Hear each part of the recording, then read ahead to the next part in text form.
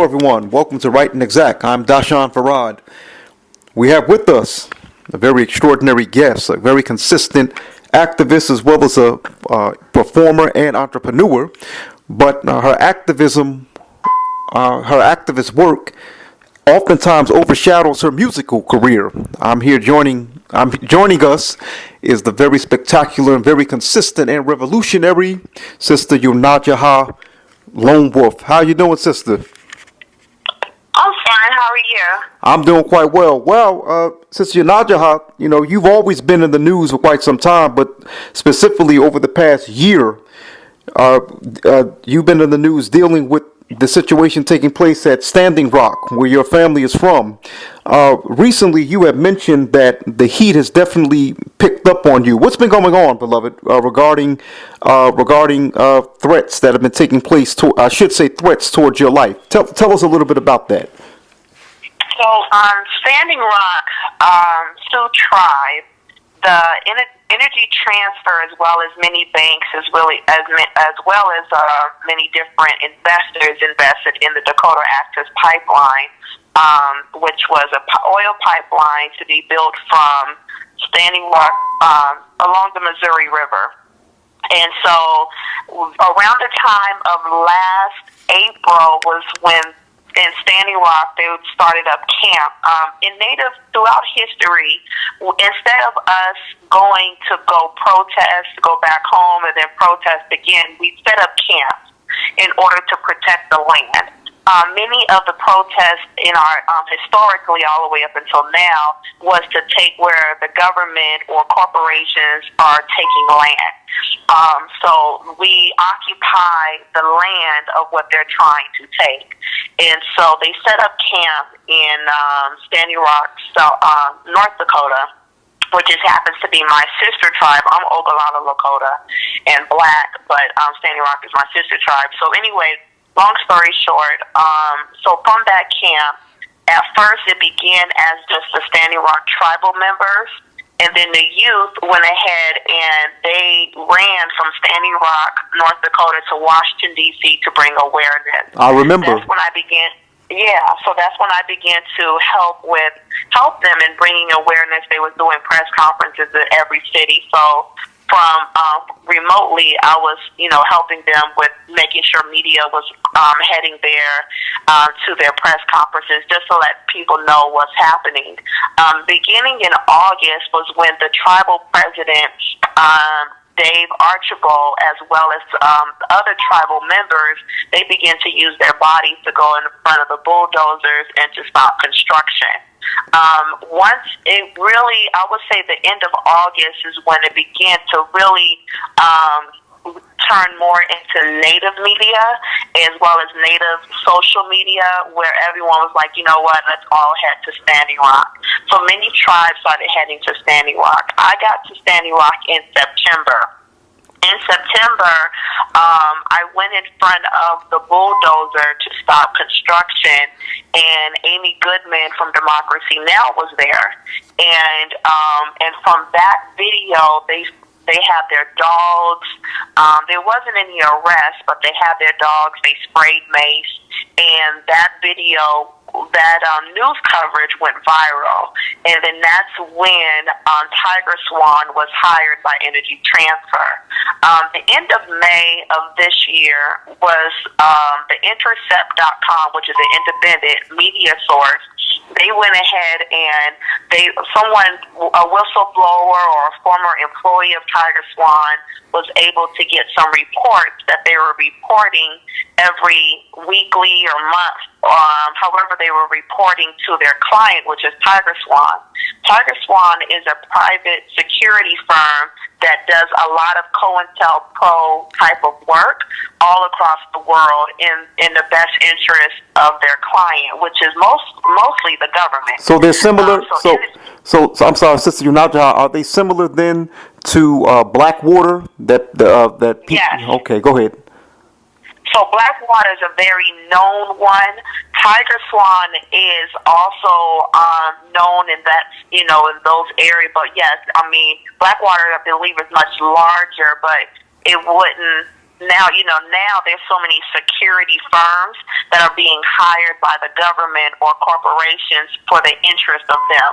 And so one thing about myself, as you know, I mean, I've been on the front line fighting against police brutality. It's one thing to be attacked by the local sheriff or the mayor or the governor on a state level and being harassed. And as we know, they have it has been, stated, or it hasn't been proved, but those that know that. But in Ferguson, it has been rumored that that the local police shot 2 activists in Ferguson, and murdered. So we just, this is one level of that, but then it's a whole nother ball game when you're going against their moneymaker, which is oil, which is land, which is natural resources. And so because oil is a huge, huge gold mine, especially for those major banks that are invested in it, especially for the government that's invested in it, then they had to be able to make sure that they could call in everyone. So they reached out to Tiger Swan, and they hired Tiger Swan. I began to there was memes, there was all on social media. It was a huge campaign of hate starting last September against me because I was the most melanated person there, and because I am Black and Native, I am a bridge to two worlds. And within that world, as a bridge, I'm able to, my job all the time is to unite our people against injustice. And so that's what I naturally do. That's what I was born to do. And so because of that, there was all of these fake profiles. You're thinking, I'm thinking that they're Native. I'm thinking that they are, that they're Native people at the time. And so many other people was thinking that they're like, wow, what is all this hate, But then they started claiming certain areas within my reservation of Pine Ridge, South Dakota. And my family is like, we don't know that number. I mean, we don't know those people. We don't know them at all. So for that reason, I was like, you know what? I don't think these are real people. Like, they're real people, but I don't think who do you think they are. Understood. And so... yeah, so not until the end of May, it was reported in these reports that they weren't real people. They were Tiger Swan. And so it was so many, and they also had infiltration, not just online. Their main thing was online, to be able to try to get those that were trying to unite with Native people for Standing Rock, but to say, no, you're not welcome. Native people don't need you there. And some people believed it. Some people didn't come, off of online. And it happened to be Tiger Swan. And so because of mainstream media, their whole fight in these reports was to make sure that it remained a Native fight and not a human rights fight, because the more united people come together, the more that they was going to go up against. And so, as you know, it escalated to the point of them working with the FBI, which was just reported October 27th, that the FBI worked with Tiger Swan against Standing Rock. It was also reported that Russia hired 100 online activists to pose as Native people to fight against Standing Rock. So those were some of those profiles of saying, we don't need no Black people. We don't need white people. We don't need Latinos. We keep this Native. So I want to know. And so, But okay, so YoNasDa, though, but this is what I would like to know, and I'm sure others listening to this would like to know: what would the Russians get out of interfering in Standing Rock? Because of their alliance, and really, as you know, everything is coming out right now with President Trump. Yes. With Russia, and so Trump is invested in the Dakota Access Pipeline. Okay. That's his investment. And so, and if you look at what happened, what was the first executive order he signed when he got into office? The first one. It escapes me now, YoNasDa. He signed so many, but It was the Dakota Access Pipeline. it can, His first day in office, his first exact day in office, he went ahead and signed for the Dakota Access Oil Pipeline to be built. He said, "Let's get this pipeline built," and he signed it. That was his first order of business. So he was already invested in it. So with Russia's involvement, it was also his involvement, as well as energy transfers, the government. So they all were involved in making sure that this pipeline was going to be built, as well as the COINTELPRO that they did to make sure that they attacked us, that everything that they did to us in Standing Rock, from them setting up, employees of Tiger Swan agents inside the camp, as well as they also was following anyone that put hashtag no DAPL. It's in this report, hashtag Standing Rock, or I stand with Standing Rock. They also were harassing certain celebrities that was, saying they're for Standing Rock online. So they all was really fighting more so. Their fight was a lot in person, but it was also more online. And with online, if I'm a revolutionary baby. I was born into the movement. My mother did 7 years in prison as a political prisoner because she wouldn't be an informant for the FBI against Minister Farrakhan and Umar Gaddafi. Mm-hmm. So I was born into seeing this and knowing what agents look like, knowing what bugs in your home look like at a young age. And so this is the new woke. This is the new COINTELPRO in regards to, and Behold of a Pale Horse by Michael C. Cooper. It talks about, William C. Cooper, it talks about how the people are cattle. So you have to be able, the first thing, anybody that is in any type of, whether they're in the police or any type of government position of power or security, they all know that the first thing you do is to mess up the communication. And the way they messed up our communication when we was in Standing Rock, we could not use our phones. We would try to go on Facebook Live or record. Our phones would shut down, shut off. They was arresting media people that was trying to cover Standing Rock, and then online they was also trying to wag the dog and making people think like this is not your fight. Now you should not be doing this, be a part of this. Now what I want to ask of you, YoNasDa, now of course you mentioned the threats online. Have you gotten any threatened phone calls, or have you seen any strange people following you, or any, I hate to use the conspiracy language, but any black vans or government looking vehicles following you, anything of that nature? Well, I think the first thing that is being followed by me is everything is my phone. The second thing is, yes, I have been confronted by, I remember when it was last October, this lady, I was in D.C., and I just spoke at an event with myself, and Warrior Woman was there, and a lot of activists, Minister Ava, and this lady came up to me and was saying that, why are you always by yourself? Where do you live? I have some people that could protect you if you help me. And I ignored her. She was really persistent I thought she was coming as an admirer of the things that I do, but she happened to be someone with some agency or something, because she kept on talking about her people. And and then when I left her, when I got on the plane, Dr. Rizvi Muhammad could be my witness. I got so sick to the point when I got to where I was going, they had to get a wheelchair to take me off the plane. My goodness. That's how sick I got.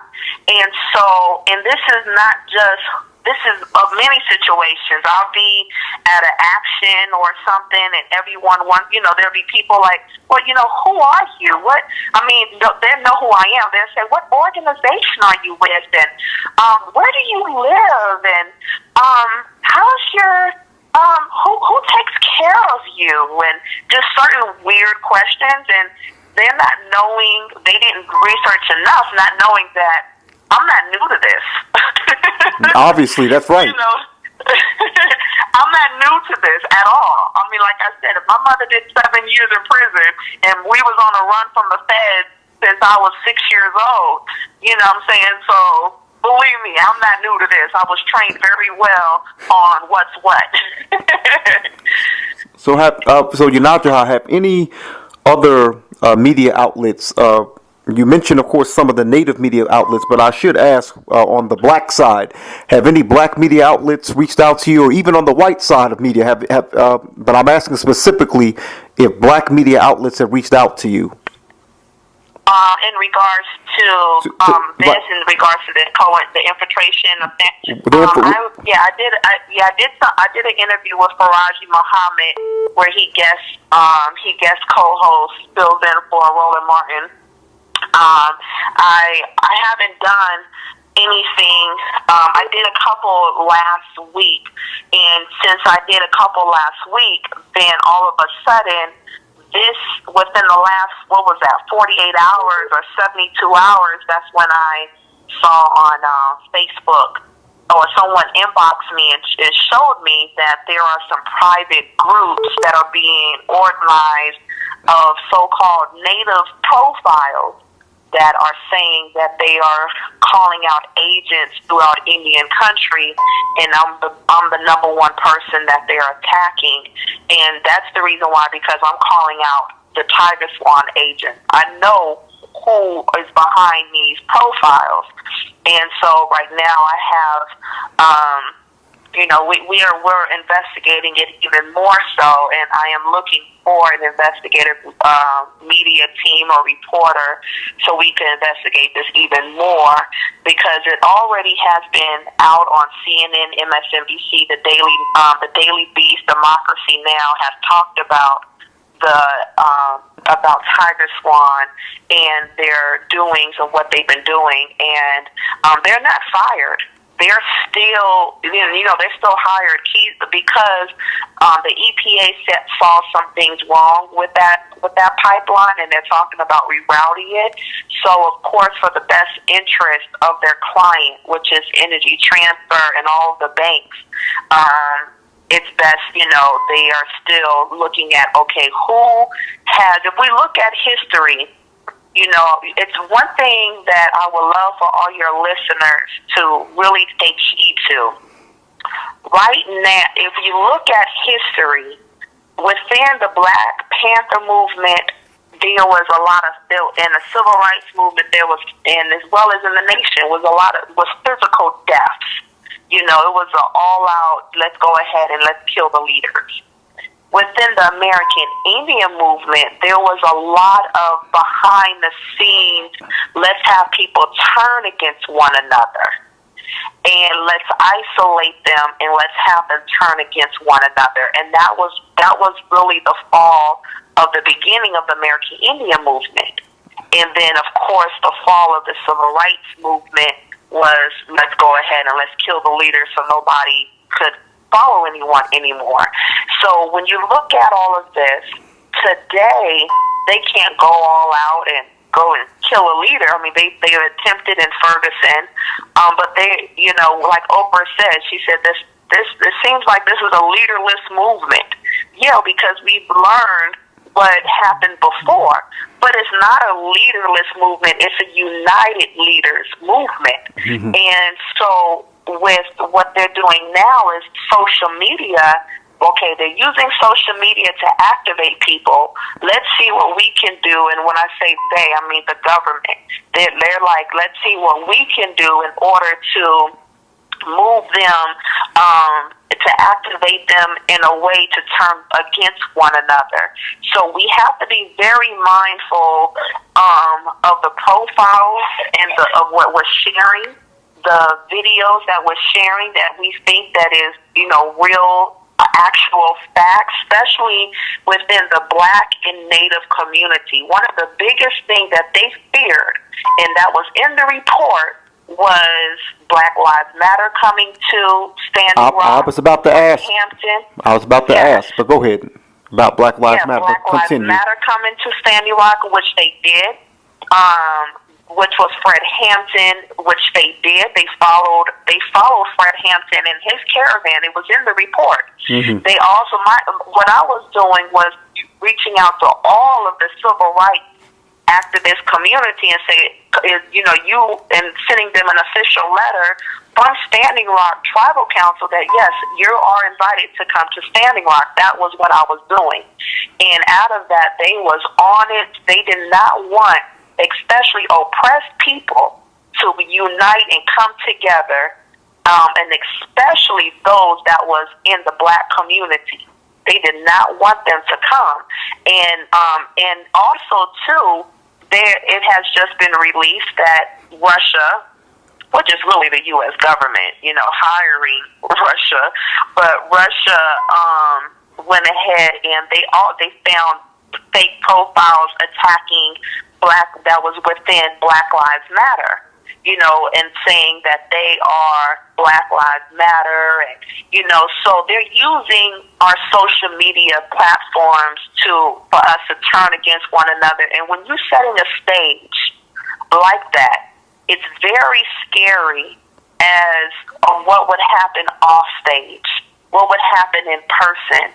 When you look at the bullying, online bullying, in schools and stuff like that, and then all of a sudden, someone gets shot because what someone said online.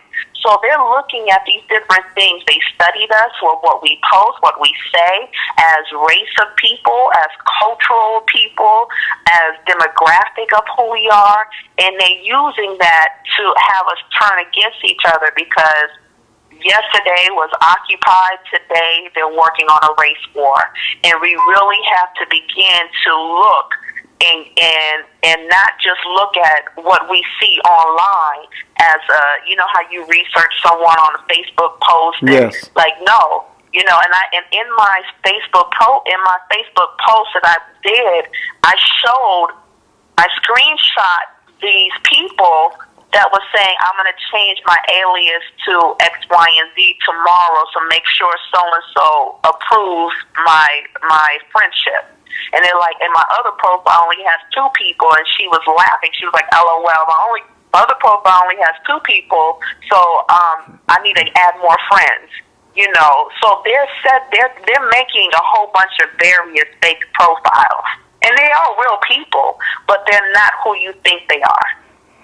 Well, Sister YoNasDa, you definitely have given a lot of us a lot to think about, especially those of us who are unaware, as you mentioned, of the counterintelligence program, or COINTELPRO for short. As we conclude this very enlightening discussion, what advice do you have for other activists out here, especially Black and Native ones? What would you say to them? It's begin to study history, look at the recent documents, the reports that Tiger Swan had. You will learn so much of the tactics. One thing that we fear the devil. We do not study the devil. We were taught to fear him and to fear his ways and everything. But if you study the devil, you will study the enemy. And you'll be able to see the devil coming before he comes and attacks and kills you. So it's very important. I went to my high school in Arizona was predominantly white, and I grew up around a lot of skinheads and KKK. And I was and I started a riot at my high school, but I was able to understand. You said a riot? Yeah, I started a riot, and it ended up landing me on NBC, the Today Show. Mm-hmm. But I started right at my high school, but I was able to really understand the thinking and the ways of skinheads. And so, there is, and so today, I know their thinking. I went to grew up in a predominantly white, and I mean, not grew up, but I went to high school for 2 years in a predominantly white high school. And I was able to really understand the skinheads that was there, the cowboys that was there, the cheerleaders, the jocks, all of them that didn't, I was able to understand their white privilege, and where that comes from. So we have to be able to understand and to research, get out of your comfort zone because the only way, the number one thing, we came in Standing Rock, we came in prayer. We united in prayer. And when we went up, when we would go to the front lines, we had sage with us. We had drums with us.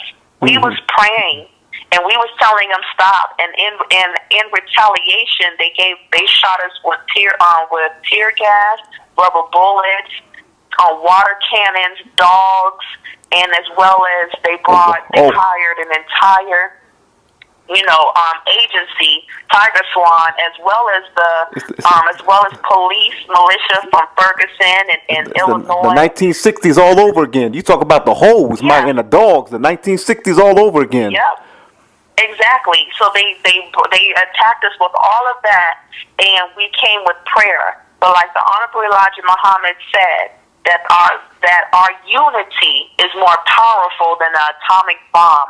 And in these reports, you will see that the number one thing that they were scared to death about was our unity. They did not want us to unite. They wanted to make sure that Native people were still going to be ignored, that we were out of sight, out of mind, and no one was going to unite with Native people.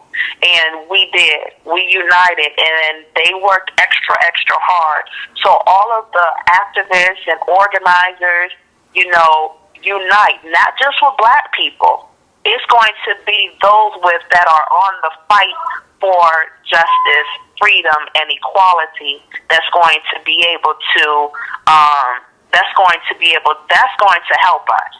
Now, that is the answer, is our unity. Now, YoNasDa, listen up. I'm almost afraid to do this because you've been harassed enough.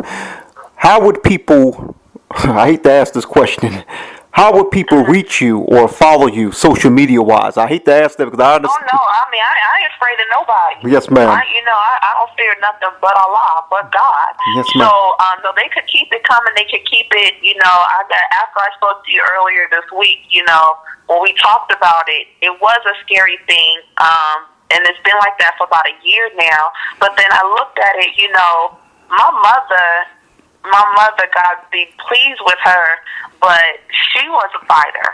Yes, and ma'am. I come from a lineage of warriors. My grandfather, the Honorable Minister Louis Farrakhan, he has a press conference coming up this Thursday. Yes, ma'am. And he's going ahead and going to give it to Trump and tell her like it is, and maybe give him a warning.